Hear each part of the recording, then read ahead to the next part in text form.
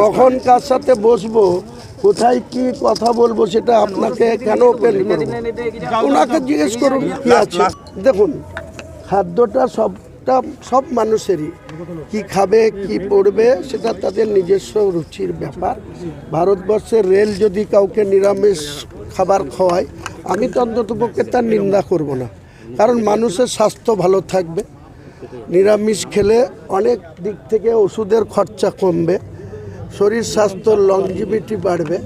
কাজেই যদি রেল দপ্তর নিরামিষ খাওয়ায় ক্ষতি কী? তৃণমূলের মাছ মাংস মদের টাকায় তো সরকার চলছে, তারা তো এসব গল্প ফাঁদবে। এসব গল্প আমাদের ফাঁদার দরকার নেই। এফআইআর করে কি হবে? অসীম সরকার বিজেপির বিধায়ক, তার বিরুদ্ধে 100টা এফআইআর হয়েছিল। মমতা ব্যানার্জির পুলিশ কি করেছে? তার কেশাগ্রহ স্পর্শ করতে পেরেছে?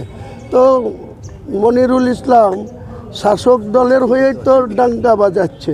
বিডিও অফিস গিয়ে তিনি শাসক দলের বিধায়ক, সেখানে বিডিও কার, ডিএম কার, মমতা ব্যানার্জির, তাদেরকে চমকি হুমকি দেখাচ্ছে। তো তার বিরুদ্ধে এফআইআর করে মেরুদণ্ড আছে এই ডিজিপির বা মানে জঙ্গিপুর পুলিশ পিডির পুলিশ সুপারের, যে ফারাক্কার মনিরুলকে অ্যারেস্ট করবে?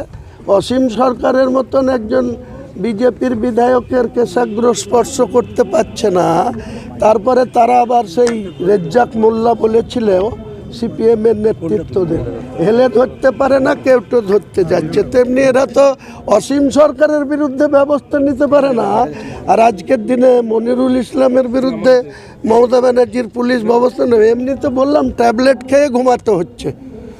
পিসি ভাইপো দেখেন, রাত্রে খোঁজ নেবেন, নর্মাল ঘুম আর আসে না, ট্যাবলেট খেয়ে ঘুমাতে। 11ই ফেব্রুয়ারি বুধবার বেলা 10টা থেকে কোরআন তেলাওয়াত শুরু হবে, 12টা থেকে বাবরি মসজিদের কনস্ট্রাকশনের কাজ শুরু হবে। একদম নির্ধারিত সময় আপনারা যাবেন, আপনাদের ইনভাইট থাকলো, আপনারা গিয়ে দেখবেন। কেরলের একটা এজেন্সিকে দায়িত্ব দেওয়া হয়েছে, তারা ইঞ্জিনিয়ার, তার মেশিনারি তার আগেই নেমে যাবে। কাজ 11ই ফেব্রুয়ারি বুধবার থেকে কাজ শুরু। বিজেপিকে কিসের জন্য সাহায্য করবো? ওনাকে চাইতে হবে এখানে টিকে থাকতে গেলে। শুধু হিন্দু হিন্দু করে হবে না। এখানে তো শ্রমিক ভট্টাচার্য যেদিন ওনাকে সভাপতি হওয়ার পর সম্বোধনা দেওয়া হয়েছিল, দিলীপ ঘোষ যে কথা বলতেন, গোটা বাংলার মুসলিমদের তাড়িয়ে দেওয়া হবে, বাংলাদেশে পাঠিয়ে দেওয়া হবে, পাকিস্তানে পাঠিয়ে দেওয়া হবে, সেটা তো আর শ্রমিক ভট্টাচার্য বলে না। তিনি বলেন রাষ্ট্রবাদী মুসলমানদের উনি নাকি বিরোধী নন।